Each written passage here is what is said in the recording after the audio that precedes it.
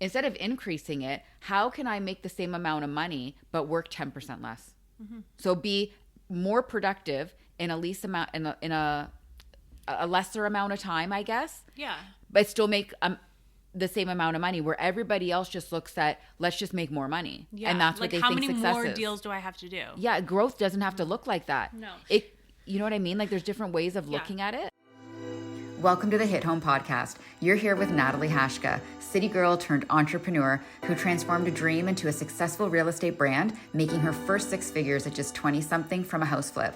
I'm here with my co-host, Layla Anderson.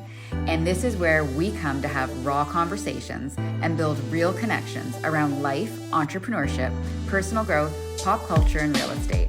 We're so happy that you're here and hope that our experiences hit home with you. Get ready for some major realness and some kick-ass connections. I'm done. Does that equate to like self-improvement? Because here's my self-improvement plan for 2025. Get the fuck out. And give up. Oh my God. All right, well, we're on. Okay. Hey guys, we're back. Hello. Okay, so today we are kind of doing like a little bit of a spin-off from a previous season, since you guys liked it so much. We're going to be talking about daily goals for general self-improvement, but things that are specifically trending for 2025. So we've got a list to share with you. Yeah, that sounds like fun. More to-do lists. Fuck, I don't need another to-do list. You and me both. But fine, let's go through it while I roll my eyes. Yeah, and let's see what some of these are that are trending for 2025. Yeah, just give me for some like inspiration. Overall self-improvement, right? So, the idea is to kind of like understand where you are, where you want to grow, where you want to go, and how you're going to measure your progress, right? But let's just kind of get an idea here about like embracing the mindset. Hopefully things that'll be more meaningful in our lives too. Whether that's like personally or professionally, right? So it could be learning new skills, getting out of your comfort zone, but bottom line, self-improvement. Yeah, and I feel like this list is kind of like, it's really comprehensive, but like it's just whatever you take, like anything else, whatever you're going to take from this list at that point in time is what you need. Totally. Yeah. I love that. And that you said that. Okay. So here are some personal development goals, I guess, for self-improvement that you could look at and go after in 2025. One of the things too, maybe we should bring up, I know I always talked to my assistant Mac about this. She actually had never heard this term before until she met me. I know you have, because you're in sales like me. SMART goals. So it's an acronym. A lot of people don't know, but let's just quickly go over that. So the S stands for being specific. The M is measurable.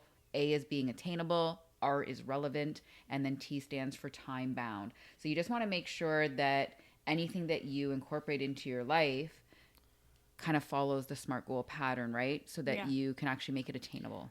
Yeah, for sure. If you're not, like, if you can't reach all of those things with that acronym, I feel like you're kind of setting yourself up to fail. I agree. Yeah. Totally. So be realistic is probably one of the biggest things. And don't have too many things, right? Like, I'm not a believer in resolutions. Yeah. So like for me, I'm constantly chasing goals throughout my year. I don't wait for a date, or I don't say like, I'm going to do this on Monday. Yeah. And I think a lot of people fail with resolutions because they, one, have too many. And then I think also they're not realistic. Well, you're trying to change too much too fast, and literally in an instant. Yeah. Like a night and day. Yeah. So. Yeah. No, I love that. Okay. So number 1, improving your time management. So making better use of your time can help improve productivity, manage stress, meet deadlines, all of which can improve your work performance. So time management is something that I feel like I'm naturally good at, but I have to say, for you and I, adding the second brand, like with Hit Home, it's just added so much to our workload and our plate that like I am feeling really challenged with my time management skills. Yeah, 100%.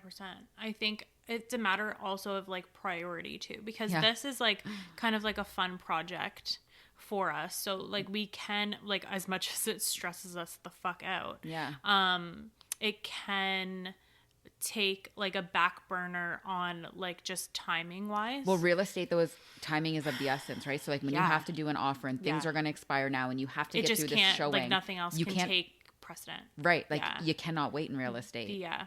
So I know it's all about, I mean, something that I learned like very early on in my career is the idea of time blocking, and we've talked about this before too. I'm not like super extreme. Like if it's in my calendar, it doesn't exist. I'm not that type of person. I know that there's a lot of people that are, but that's me. It's just so like I can't be that regimented. But here's the thing though, like not everything can even be time blocked in our industry either. No, and that's what I'm getting at is that it's so unpredictable. Yeah, so like, unpredictable. Oh, I'm going this whole week for both I'm of us. going to deal with this offer presentation, and it's going to be like you can deal with an offer presentation for probably 5 to 6 hours. Yeah. So but look, I've been dealing with this offer for 48 hours. Yeah, and like you're on the hook. So no, it's not really realistic to say, oh, I'm going to block this off. Totally. And so but time blocking things that are part of your routine are huge. And prioritizing, like we said, yeah, right? Totally. Like, there's always tomorrow. Yeah. A theory. So like if you can't get that one done, add it to tomorrow's list. But like really looking at what you have to get done for today. And that's how I prioritize my days. Yeah, 100%. Okay, number 2, stop procrastinating. So I am not a procrastinator, but I know this is really big for a lot of people. So according to some research, procrastination can lead to increased stress, unhealthy habits, and procrastinators are more likely to exhibit avoidant behaviors, which is interesting, especially as they move closer to deadlines. So do you suffer with this, whether... It depends on what it is. It's like, again, a priority thing. Yeah. So like, if I don't really care about it that much, it's not going to be on my list of priorities. Yeah. And, I have seen where people are like just procrastinating to the point where they are avoidant. And that is just like the most frustrating thing ever. Well, it's kind of like in a relationship because there's the avoidant style for attachment style. Yeah. Mm-hmm. And I feel like those are the people who brush things under the rug because they have like a lack of communication skills too. Yeah. I think it's a cycle though. Yeah. Right. But no, I think that that's the most frustrating thing, because if say you're relying on someone, say it's like a group project, you're relying on someone and they're procrastinators. I need to know, like, don't be avoidant, because I need to know if you did this. If not, I'm going to take it on. And that's just like probably my attachment style. Right? So, eldest daughter syndrome also. Yeah, totally. Right. So yeah, no. I know one of the things they suggest is like having an accountability partner. This is huge for like people who lose weight.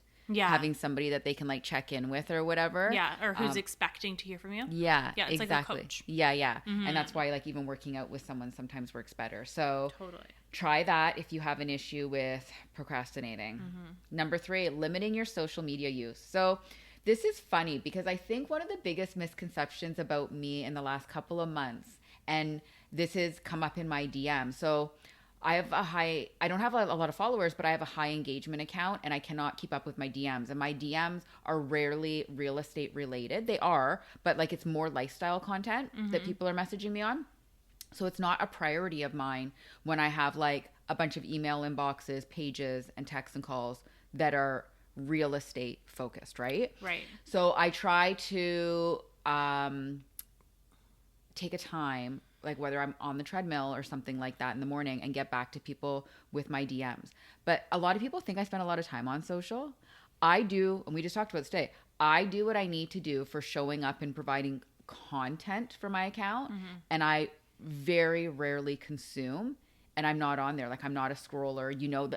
Some season 1, I have people on notifications so that I can support them still. Yeah. So this here basically says how bad like negative effects social media has on your mental health, including increasing anxiety, depression, and the feeling of loneliness. So addictive properties can also impact your sleep cycle. And the biggest one is like unhealthy comparison thinking. Now I know for me, and I don't know if you feel this way, I never feel better about myself after I've been on social media. Like never. The odd time if I'm consuming like something useful, like maybe like trending nail colors, or like something do it yourself at home, like something cool off TikTok. Yeah, that's exactly what I was gonna say. I have a friend of mine and we are so addicted to TikTok. Like, we love TikTok. Yeah. And when the ban happened, and it only really happened at that point in the States, and it was short lived, but we were like really mourning the app and like the content in the app, because I've learned so much on TikTok. It's so educational based. So I would say that I wouldn't say that TikTok makes me feel bad about myself. I would say that Instagram makes me feel bad about myself. I agree with that because comment. I think the app is the way people use it is designed to show highlight reels. Yeah. I think that also TikTok does, obviously they show highlight reels, so it depends on the content that you're consuming. Yeah. But you can also take that with a grain of salt. Totally. And I think that when you know people, like personally, like I don't know a lot of people personally on TikTok. Huge difference, right? So because huge difference when you're consuming. Yes. And getting support. Yeah. So exactly. So I think Instagram probably, if I could pick one to get rid of, it would be Instagram. And it's weird because like everybody has a platform they live on. Yeah. I don't care who you are. Yeah. My platform is Instagram that I live on, although I'm on every social platform. Yeah. But it would be the one that I would be so happy to get. Isn't that weird? Like I live on that one. Yeah. I live in my stories. And I'm on there every day. And I don't. But like I would love to get off of it. Yeah. Yeah. Like no issue getting off of it whatsoever. Yeah. Yeah. No, I feel you on that one. So I limit my time, and I don't know, like I just like, I know you can't escape it, especially doing what we do for a living and like being entrepreneurs. And well, and it's not just that, it's just so easy to get caught up in the binge of it. Yeah. Yeah. Like if I'm like sitting at home and rotting, I'm on TikTok. Oh yeah. Not on Instagram, but I'm on TikTok. If someone sends me, like, it's to the point where like if someone sends me a reel and I've seen it 3 weeks ago on TikTok, it pisses me off. Oh yeah, I know, because Instagram's behind. Yeah. Right? In that sense. Yeah. For trends and everything. I hate Instagram. Yeah. Yeah. I'll get rid of it. Watch me go crazy. Let's do it together. I know. I saw a thing on Instagram a couple weeks ago, and it said, could you imagine if social media shut down at 6 p.m. every day and we were forced to actually like be normal again and like be with our family, our partners, eat meals? I would love it. Yeah, I actually was talking to Eric about this the other day, because I saw a TikTok that was like, I'm sorry I didn't get back to you, but we were never meant to be this accessible. I know. And I was like, oh my God, I haven't stopped thinking about that. And I was like, can you like think of just our phone, like not even just social media, but social media is like just even your phone. Like, can you imagine just like only having the bubble of people that are directly around you? So I think that's what I hate about real estate is that we're so connected to our phone. Yeah. And it's not just like friends and family. It's like everybody is accessing us all the time at crazy hours. And expecting a response back. Right.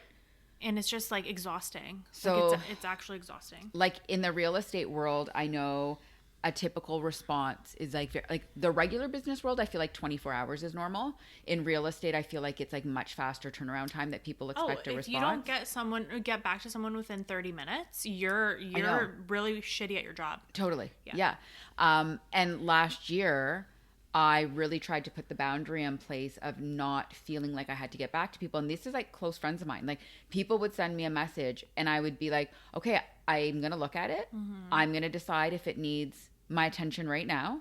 Yeah. And like sometimes I would leave somebody for 48 to 72 hours before getting back to them. And like my sister and I had a conversation recently because she was complaining about somebody in their circle, a service provider, and how they don't get back to them quickly. And I was like, but you're looking at it from your point of view. Like you're not self-employed. Like this person is actually like providing services and running a business.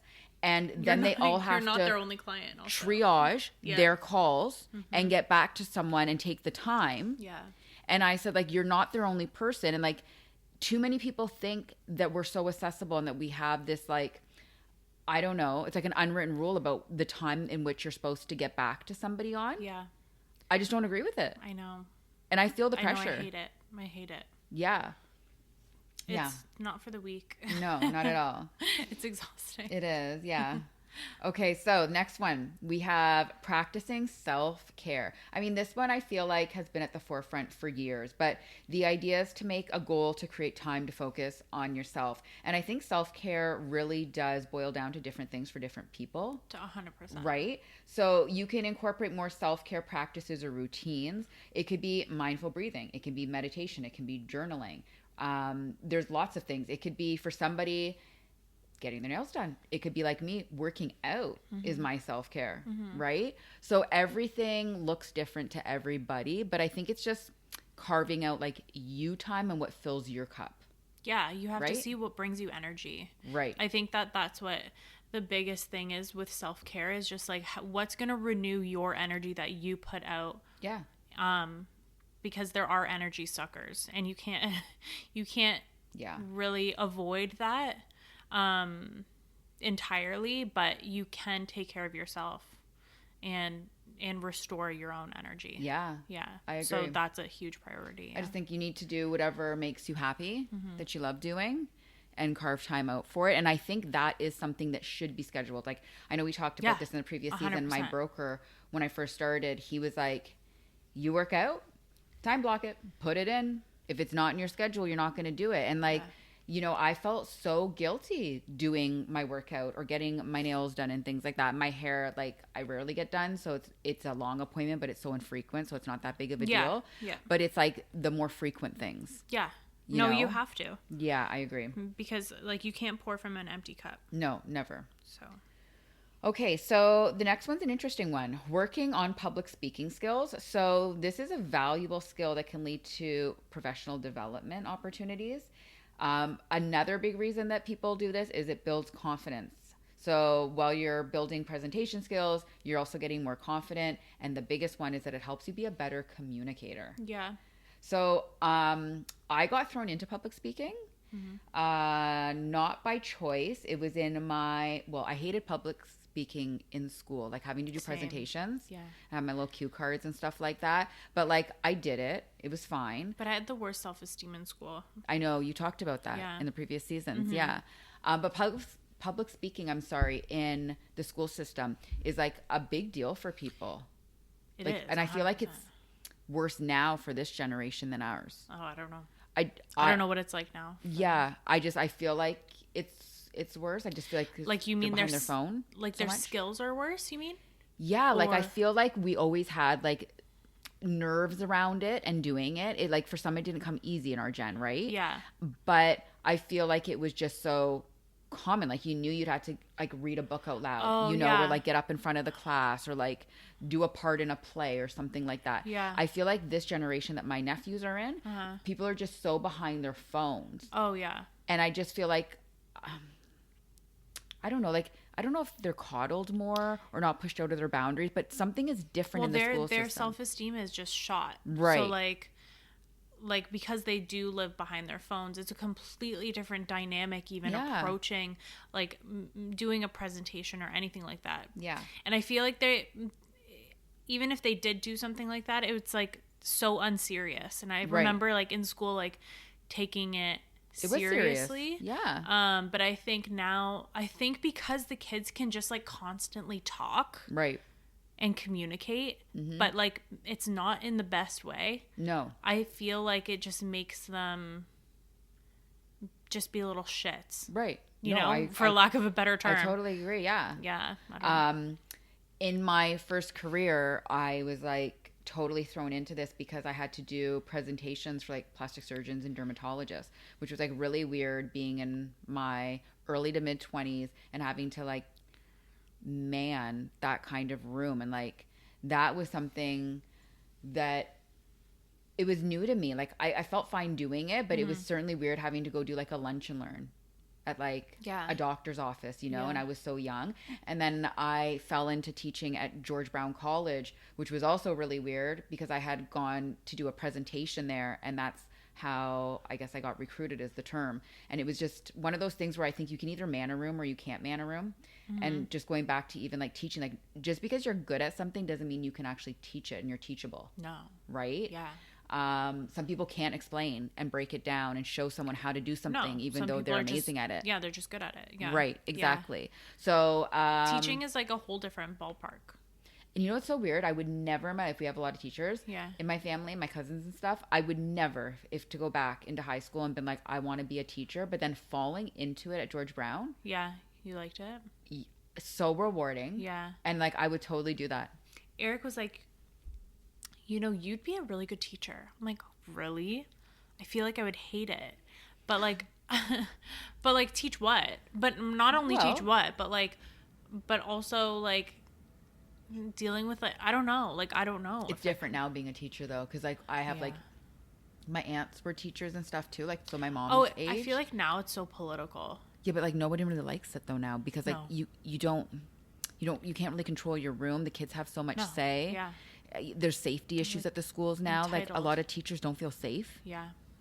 I just feel like it's different. Like I would have been good at it. Like I fell into it, but I wouldn't want to do it under the logistics of today's world. I think, you know? Mm-hmm. I'll homeschool. That'd be rewarding. Yeah. I could teach. Yeah, there you go. I don't really get paid for only your kid. I'm kidding. Yeah. But I'm not going to get paid for it, so what's the point? Oh, stop. Ready to make a move in the GTHA? We'd love to be a part of that journey. Not in our area, but still in Canada? Connect with us and we will point you in the right direction. Okay, the next one is prioritizing your physical health. So I feel like, again, I know this is on the list for 2025, but I feel like this is always something to do for self-improvement. So your physical health, as we've always talked about, is so intertwined with your mental health. I've always said that's the main reason why I work out, is like for my headspace, and the body just kind of follows suit with the results.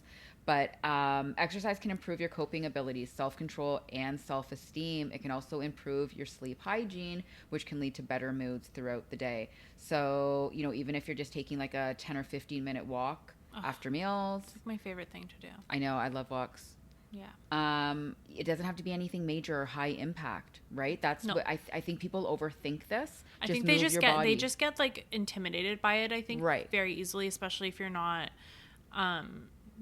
you've never worked out before, or like an odd fit person. And like you don't need to go to a gym, and you don't need to do anything in excessive. Like start with a step count goal. The world is your gym. Yes, just go mall walk. I know, literally. Yes. And literally focus on a step count and just walk. You would be fine. Just move your body. That's always what I say, right? Yep. That's what I'm doing postpartum. Yeah, absolutely. 100%. Yeah. Okay, so the next one, focusing on the present. I feel like this can be so hard for all of us. I have been trying to do this for years, and it's something that I'm constantly being mindful of, because for the majority of people, I wish I had pulled a stat, but the majority of people actually live in the past is the highest percentage, with then second falling in the future, and very, very few live in the present. So yeah. And I feel like if you live in the past, there's depression. And future's anxiety. Future is anxiety. Yes. And like the present can't give you either of those things. That's correct. Yeah. I know.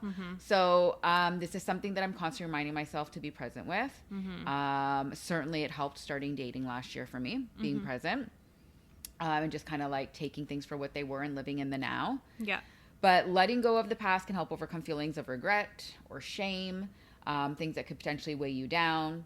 It also enables you to live in the past and enjoy what's going on around you in the present moment. So, you know, a few activities focusing on your breathing and breathing work, practicing gratitude. When you practice gratitude, you are so grateful for the things that you have instead of focusing on the things that you don't have. Limiting time on social media, which we already talked about. Engaging in meditation or other mindfulness activities, and also trying mindful eating or intuitive eating. That's something that's so important. And I know someone brought that up to me recently. I went out for brunch on the weekend, and someone said, do you have a scale in your bag? You're going to weigh your food.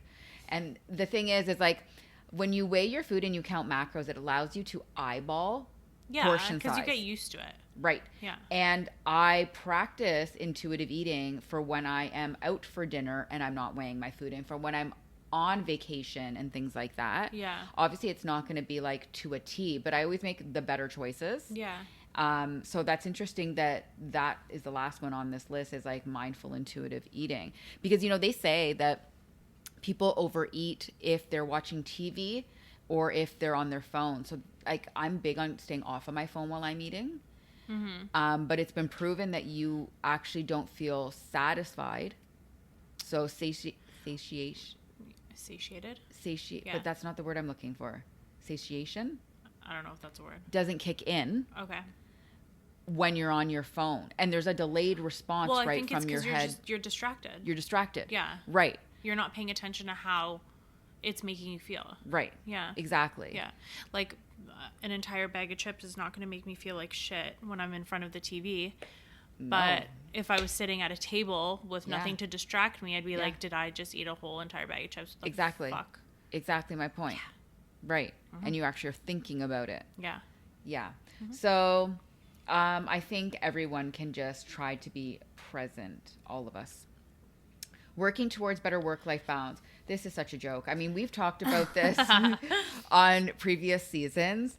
I mean, I am convinced that this does not exist. I know you agree with me. There are people who think that this exists. We've talked about it, and let's just quickly reiterate. You and I strongly feel that at different points in our life, certain things are going to take priority. Yeah. We talked about being a student and in school with your studies, being a mom, being pregnant, planning a wedding, renovating a house, building a business, dating like me, trying to invest time and effort into getting something off the ground in a relationship.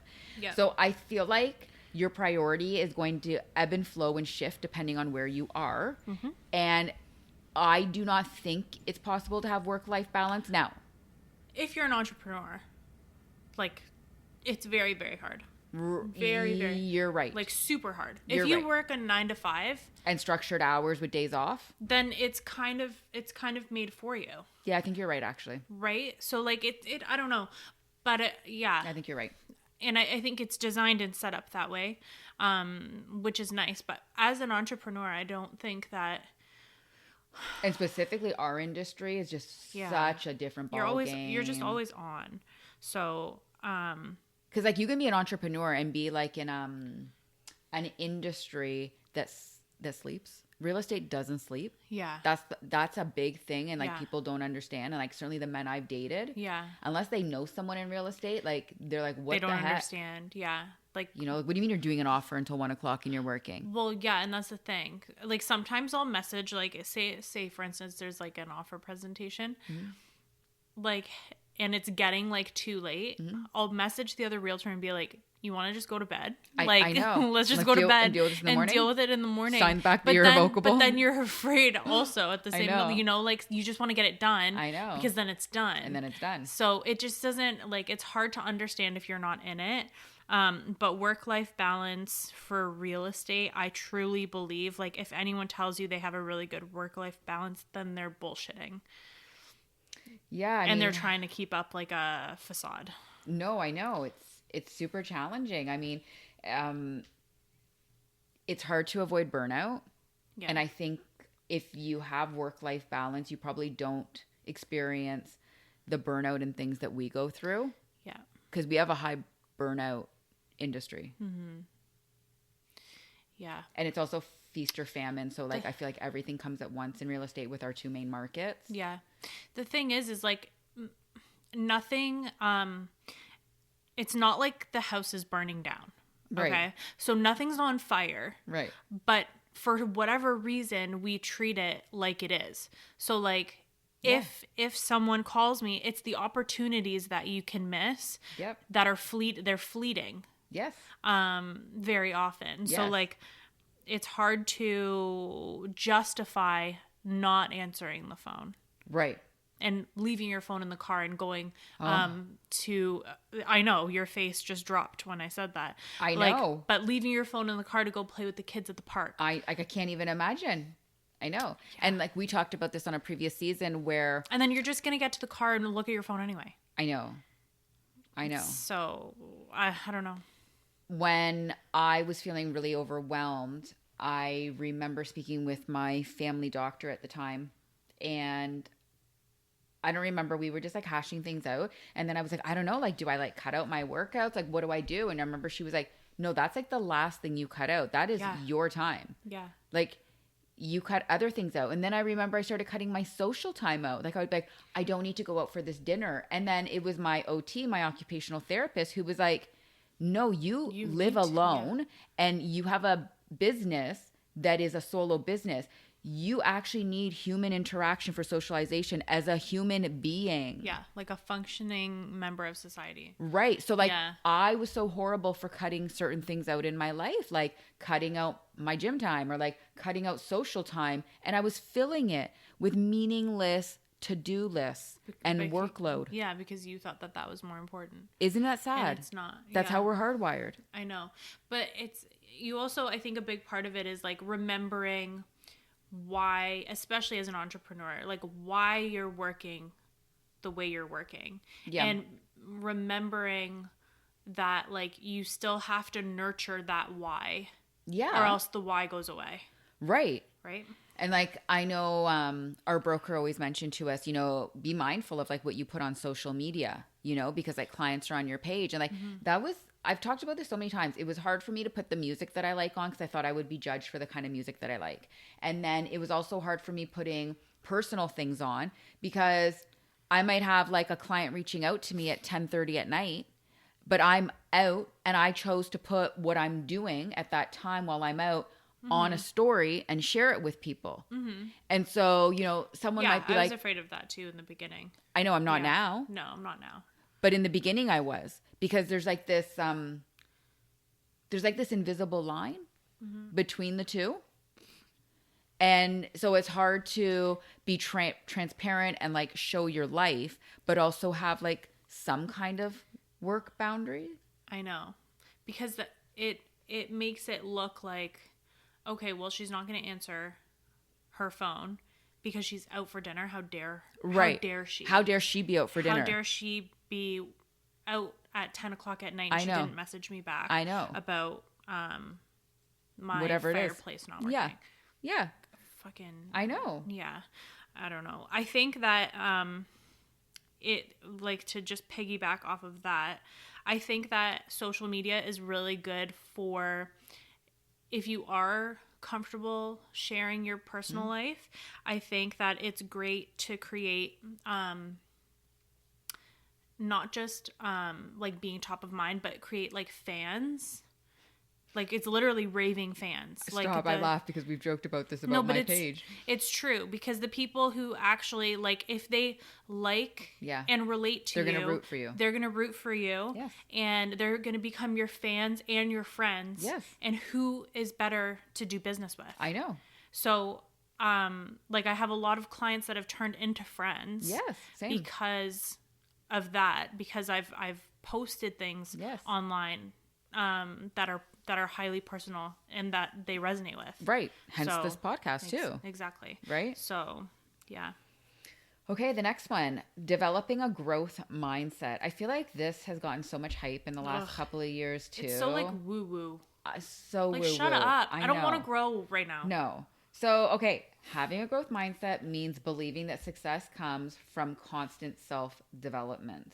So you can achieve this by using, different kind of goal methods for time management, boosting your results, mapping out an actual action plan. So it's having a plan per se.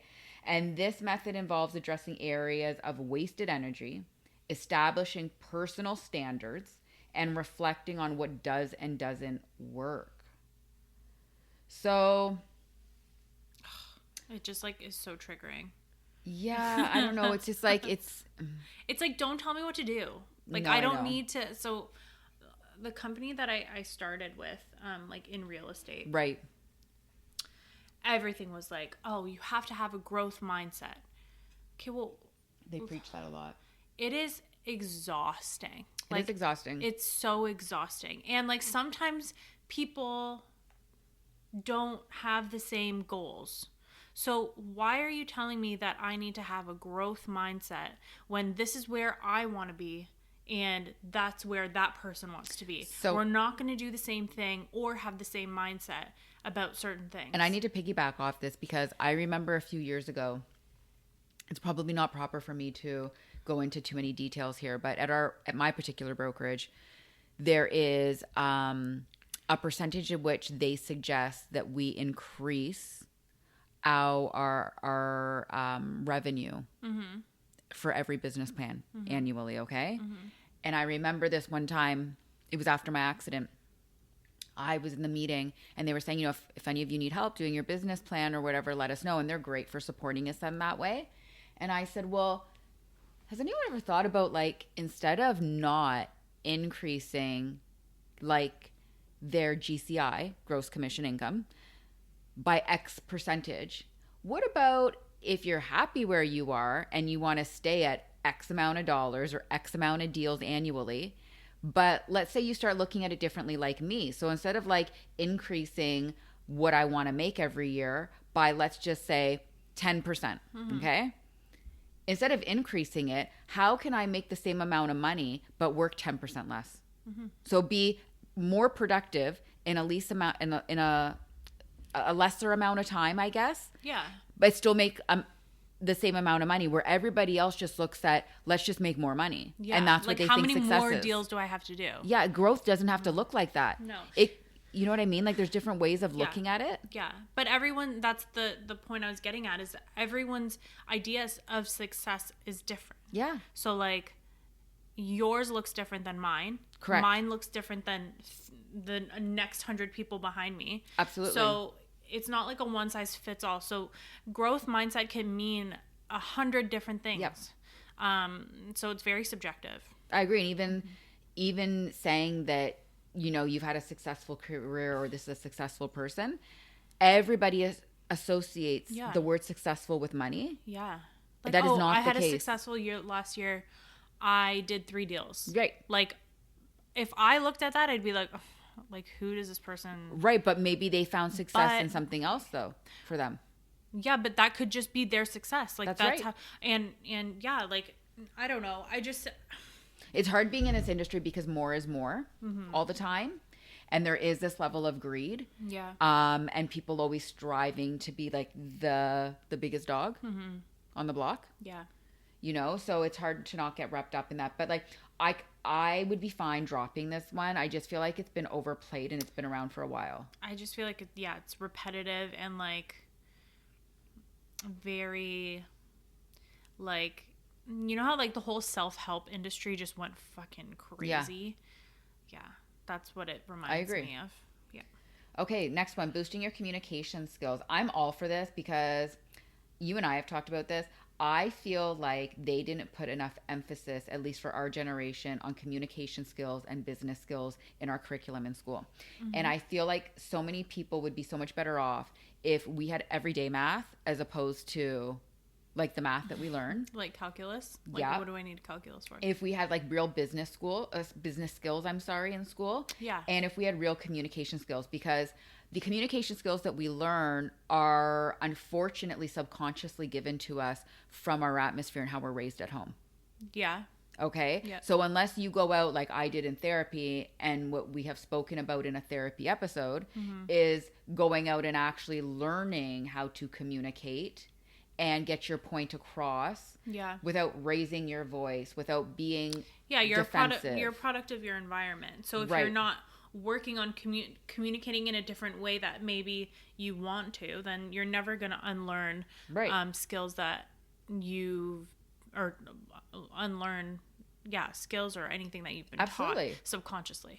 Yeah. And it's proven here, in this research, that having good communication skills allows you to connect with others.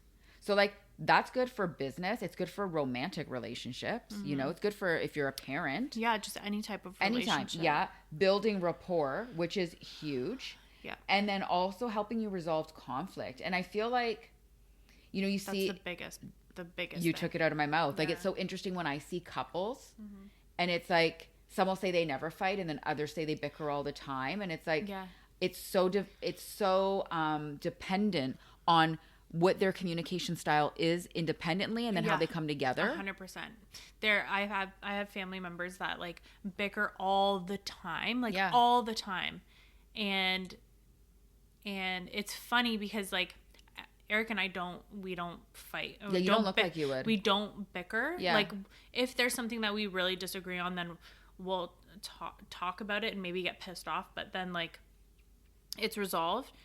But I have like, I've seen people that just like their communication style in their relationship is they constantly bicker, but that's how like they also tell each other that they love each other. Yes. It's fucked up. It's so weird. Like this person's always wrong. And if you ask the other person, that person is always wrong. Yes. So, but it works for them. I know. Which is, I couldn't imagine being on either side of that. I agree, totally. So, yeah, it's interesting. A quick thing here just to note too, that you can become a better communicator by watching body language, asking questions and like open-ended questions, right? And learning your communication style, which like you and I are huge on like attachments and like love language and all of that stuff. So you can start there if you're unsure, or you can actually do some therapy like Lay and I have done to help with it as well. Help us spread the love one home at a time. Rate, review, and share this podcast. It would mean the world to us, and hey, it may even change someone else's world. Don't forget to like and subscribe. You can also find us both on Instagram at The Real Nat and at Lay Real Estate. Okay, practicing active listening. Ooh, we just talked about this morning with the 80-20 rule in service providers. Okay, so active listening is another skill that can help build your communication repertoire. So it's a listening skill that focuses on listening and understanding rather than listening just to respond. Active listening can help you build cognitive empathy and become a better friend or leader. So making eye contact is big, avoiding judgment, and then sharing similar experiences so that you can kind of like bond and connect together, I guess. Yeah. I think that like there's probably people who are just naturally better at this than others. Yeah. I think so too. And I think that there's also people that are maybe sometimes they take it one step too far and they just do it like they want to make sure that they know that person or they know that person knows that they are listening. Yep. So they jump right in with their own story. And sometimes it's like, but sometimes I just want you to listen. Yeah, I'm bad because I do interrupt a lot because I think I get so like excited and passionate, but I'm always like, finish. I just like, I just want to like add or be like, I get it. You're not alone. But I'm bad for that. But that's the thing. You want that person to know that they're not alone. Yeah. Right? It's part of like being an empath. Totally. But there's sometimes where sometimes people can cross the line. So active listening is definitely a skill because you need to kind of figure out if that person wants like a solution or if that person just wants you to listen. Yeah. And I think that a lot of people just want to vent and be heard. Yeah, it's a really good skill to have. Yeah. The one thing that I will say about this, going through like a tort law case from my accident and having to be coached and prepped to go on stand. Oh, that was probably fucked up. Beyond, but honestly, the training that I got will forever be with me. Like, there's such a delay. So like you must remain quiet on stand at all times and you must let them finish. And like there is a general delay of when they finish to when you would start to talk. So I love that. It's being very mindful of what they're asking and only answering what they're asking and not going off on a tangent. This was great for me to the point where now when someone's talking, like my mom and I'll have a conversation and then I'm like, that's not what I asked. Just answer the question. Yeah. Because I'm so programmed now to make sure that I'm not offering more information that's required of me and you're just staying on topic. Right. Because we all tend to ramble. Oh yeah, for sure. Yeah. So it was very interesting going through that. And honestly, I feel like it made me, on top of my therapy, I wouldn't want anyone to have to go on stand ever, but like it has made me such a better communicator. Okay, next one, waking up early. Well, most people who follow me on Instagram or know me personally know that this is my thing. So it's not everyone's goal to wake up early, obviously, but it can provide some perks. Waking up early helps you receive the benefits of morning sunlight, which is also related to your circadian rhythm, as you know. It can give you more time to feel alert before jumping into a day. For me, it's really nice because my phone generally starts really early for work. So waking up extra early legitimately gives me my time before the world starts. It's so peaceful for me in the morning. Yeah. And so this can result in more energy as well. So if you're not a morning person, it's recommended that you try reducing your screen time right before bed. I know my specialists always say 1 to 2 hours off for blue light. And keeping a consistent bedtime routine. So trying to go to bed the same day or the same time every day and waking up is ideal. Yeah. So are you a morning person or a night person? Let's start there. Right now, I'm just like a day person. Okay. Yeah, it's just stop. It's just what I am. Like I'm neither. But okay, but like in your lifetime, have you been one or another? No, yeah. In my lifetime, I fluctuate, but I would say I'm more of a night person than I am a morning person. Okay, fair enough. Yeah. And I feel like people are one or the other. The weird thing about me, at different points in my life, I have strongly been on either ends of the spectrum. Like I used to stay up till like very late. Like coming home at 3 a.m. in the morning was not even late for me. Yeah. You know, last year, I went on a date that resulted in me coming over 5 a.m. in the morning. I know. I had like anxiety because of that. So, I mean, but then again, I'm a 4:30 to 5 a.m. riser every day. Right. Now in my stage of my life, right? Yeah. And my focus is different. Like there's such a heavy emphasis on health for me and working out. And like I said, I like starting my day when it's peaceful. Yeah. But there was a time in my life where I was a normal person waking up at 7 a.m. That was my alarm, 7 a.m. And I would stay up really late. Yeah. Like I'm like a 7 a.m. Yeah. Yeah. Like 7:30. Yeah. 8 o'clock. Exactly. It depends. Right. Yeah. It just depends. Right now, it depends on just like what I need. And like I get so much, this is something from one of the previous seasons I'm trying to work on. Like I get really bad anxiety if I wake up at 7:30. And that's not right. But I feel like I've lost so much of my day already. Yeah. But it's just because I've been doing this routine for so long. Right. Have you followed any of like the Mel Robbins morning routine? Oh, I love her. Yeah. So like her morning routine, I think, it was trending like back in like January, but I think like the 5-second rule is huge. Like not hitting snooze, and as soon as you get up, it's like 5, 4, 3, 2, 1. You get up. Absolutely. And but her morning routine, I think, is huge. Yeah. It trains you to like just have like a simple routine quickly. Yep. Like that can be done in 15-20 minutes in the morning. Yeah. And it sets your day up for success. So look that up if you're off topic. Also about her. In 2025, in the beginning of the year, she was talking a lot about her let them rule. I wanna read that book. Okay, so like she's had many podcast interviews. I've listened to all the ones that have been released thus far. It's such a great theory for helping you live right now. Like if people are going to talk, let them. If people are going to do this, let them. Yeah. And it's like such a good reminder. Yeah. That, everyone's going to do what they're going to do, and you can only fucking control what you can control, the controllables. 100%, yeah. So it's just such a nice reminder. It's like 2 easy words to remember if you don't remember anything. Let them. Right. I know. You can't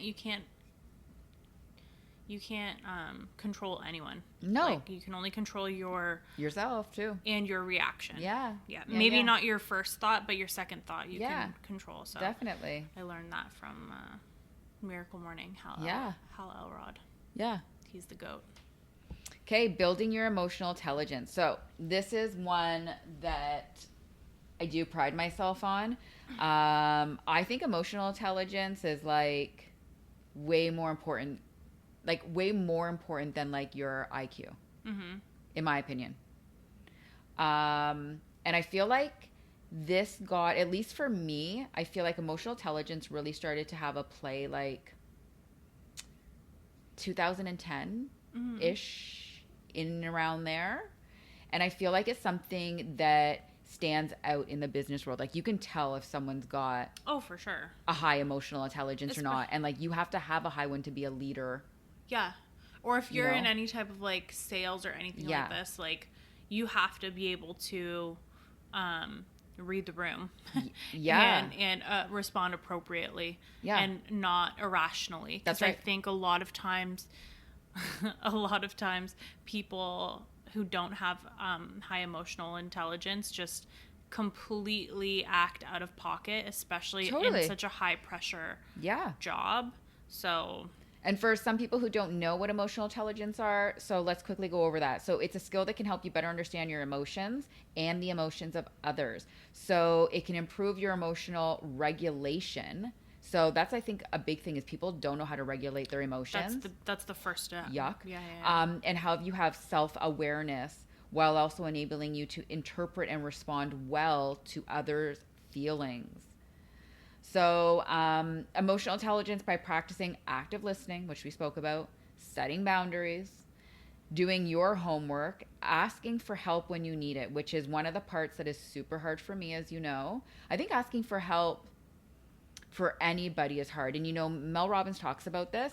For the people in this world who don't know how to ask for help, you have to be that person who steps in and doesn't say, what do you need? Instead, you have to say, like, what can I do? Yeah. Instead of like, what do you need? What can I do? Yeah. Or just do it. Or just like if somebody has a like, do you want me to do this or do you want me to do this? Right. Or like, let's just say, for instance, you're dealing with a death in the family. One of the things I always do, I don't ask. I go and I drop off a meal. Yeah. Whether it's home cooked or I'll go to Swiss Chalet and buy a family pack and gift cards for foods. So that people can just like order a meal and not think about having to make a meal. Like that's my contribution. Yeah. So I wouldn't say like, what can I do? No. That's how I show up for the person. Yeah. And it might not be what they need, but it's honestly like everybody needs to eat. Yeah. Yeah. So it's just one less thing off their plate. Totally. Yeah. So well, one more thing on their plate. Yeah, that's funny. No pun intended. It says here that you can also spend time on activities for personal development to cultivate more emotional intelligence, confidence, and resilience. I did a lot of reading on this when I was in the middle of deciding about changing careers. I don't remember the time period between my two careers now, but I did a lot of like self-help. And I spent a lot of time on emotional intelligence stuff. Yeah.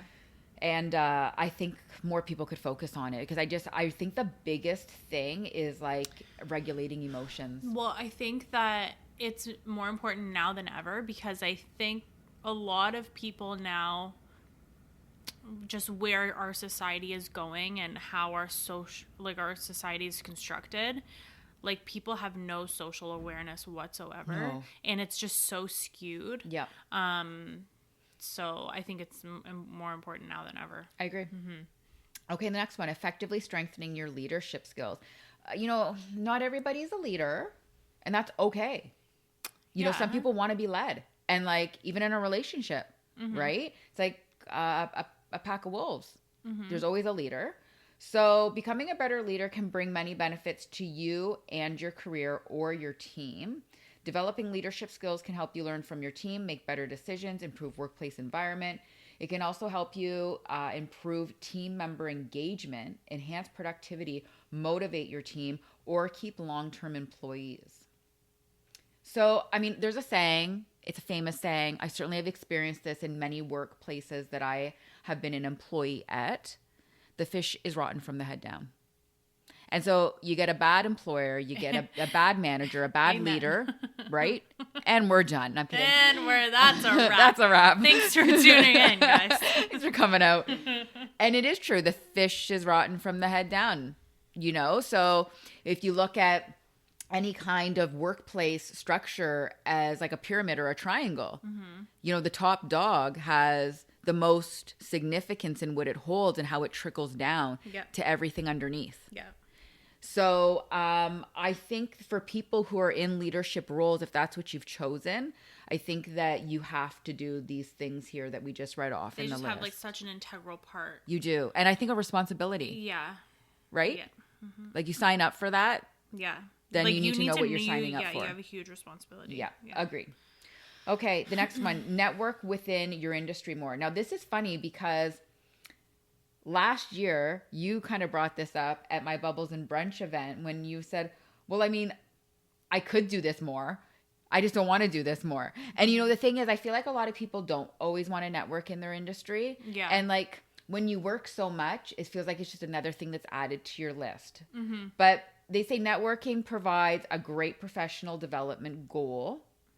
It can help you with your career. It can help build professional relationships, colleagues, introducing you to new contacts that you can collaborate with down the road, or maybe just like, it's like social media. Although we don't want to do it, it puts your face in front of people and reminds people of what you do and who you are. Yeah, it keeps you top of mind. Yeah. But I also think that networking is so important because you just don't know what doors could open for you in the future. Oh, agreed. Right? So, yeah, I know. I still don't want to do it, but I know. And like, I try to go to a lot of like female networking, like women networking stuff too. Since the jump with my career, I've always tried to align myself with, well, look at you and I, like-minded people and other female run businesses just to support one another. Yeah. But I agree. Like, you just never know in real estate, famous lines, you never know where your next deal is going to come from. No, it's true. Right? 100%. Okay, next one, increasing your self-awareness. So this one here is the ability to get to know yourself. I think this one is so important because during the time that I started dating, I've had a lot of feedback, and the feedback has been really consistent from all the men that I've dated. But one of the things they have said is like, you're really in tune with yourself. You know what you want. And I feel like a lot of people don't know who they are. And if they don't know what I guess it's a twofold. Sometimes you know what you want and you don't know how to ask for it. And sometimes you don't even know what you want. Yeah. So this can include feelings, motives, desires. It helps clarify your personal values, your thoughts, your behaviors, as well as the effect you have on others long term. Yeah. So, perceiving yourself and how people perceive you also, which is kind of like a brand thing, right? How do you want people to know you or see you? And then like, what do you want to be known for? But I think that like there's elements in life that just change you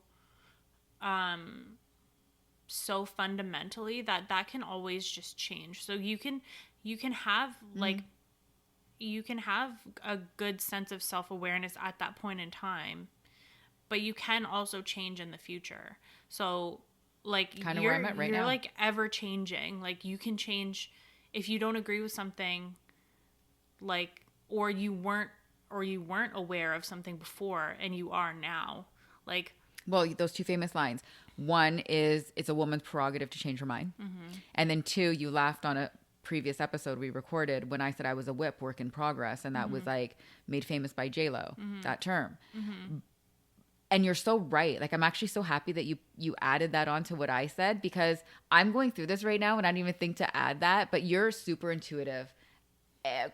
That's one thing I love about our relationship. We haven't known each other like super long, but you're such an intuitive person. Yeah. I mean, I think that also comes with being like emotionally intelligent too. Yeah. I think a lot of, because you can kind of Lai. anticipate, but you can kind of anticipate or observe important things that are going to come up in different ways later. Right. So, yeah. Like, I've openly talked between Lay and I won't get into too much detail today, but dating has kind of confused me more because you think you know what you want, and then sometimes you don't. Yeah.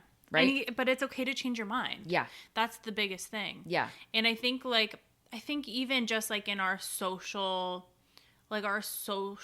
culture, there's things that were tolerated before and things that you could do before. Yep. Socially now, those are big no-nos. I agree. Right? But people can adapt and change. Totally.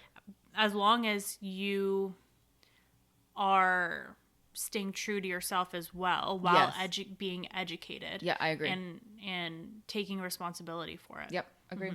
Okay, we only have a couple more here, guys, and the list is done. So, learning to be more resilient. So, life can test you, and developing resiliency is part of a growth mindset and helping you overcome any challenge. So, it's basically, resilience is your ability to bounce back from a difficult circumstance, bottom line. So, you can only become resilient when unfortunately you've gone through something difficult in your life, right? And that's kind of like the light at the end of the tunnel. Yeah. So it's being adaptable to whatever life throws your way. Bottom line, this isn't something that I would like to be, that I'm proud to say I am, but obviously I'm resilient. But yeah, I mean, there's not much to add to this. Well, it's just like the way you bounce back and become better than where you were. Yeah. Right? Like always leave things better than you. Yep. Than you found them. Nat 2.0 after the accident. Yeah, exactly. Okay, becoming a better team player. So being able to work with others, and basically allowing for greater productivity, right? And more of like a creative flow or workflow, bottom line with this one. It helps you see new perspectives, learn from other people's ideas, or build off of other people's ideas. I mean, I feel like you and I do this so well when it comes to the podcast. Also helps develop problem solving skills though. Goes back to communication. So just being supportive and open-minded when it's through the collaboration process in general. Yeah. Yep. And the last one, bettering yourself through coaching. You and I are huge on coaching. So coaching's designed to help you learn. So, you know, whether that's developing, growing, learning, they help you set goals and achieve them through training and guidance and accountability. I know like my business coaches, I always have so many ideas and I'm such a visionary with things, but sometimes with my coaches, it's not even about like sometimes it's how can I say this? It's not like it's like broadening the focus, right? As opposed to like niching down. Like sometimes they'll be like, okay, like, you know, if you're looking at the bigger picture though, right? And like sometimes they'll make something that I feel is so complicated uncomplicated, right? And you just need a second set of eyes on things sometimes. Yeah, I think that's what the coaches are the best for, is giving you a different perspective. And a lot of times though, coaches, like, I mean, they can be experts in their field and what you've hired them for, but a lot of times it's not about what they can bring to you. Right. They actually just will pull things out from you. Exactly. And that way you can achieve your goals in a more efficient like manner. Yeah. But it's all about really what you want. I agree. It's not about like them telling you what to do. Yeah. For the most part. No, I agree. Yeah. Totally.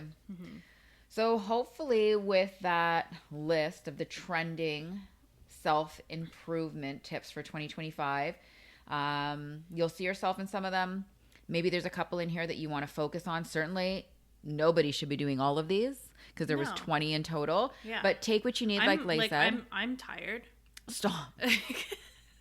That was a long list. My cheeks are tired from talking. My throat's dry. Oh, I'm tired about thinking of all of those things. Yeah, and you know, but take what you need from it. That's right. And try and just focus on a couple and making sure, like we started, making sure that you're setting goals that are achievable and using the SMART goals acronym. Amen. Amen, sister. Okay, guys. Until next time, you got Nat and Leigh, your besties. Bye-bye. Bye. Let's put a bow on it and wrap this episode up. Thank you for joining us today, where we got real and raw. If this hit home for you, don't forget to tap those stars and subscribe to join us next time. Remember what we're here for: raw conversations and real connections. So don't just stop there. Find us both on Instagram at @TheRealNat and at Leigh Real Estate, and let's connect. Until next time, on the podcast that feels like home.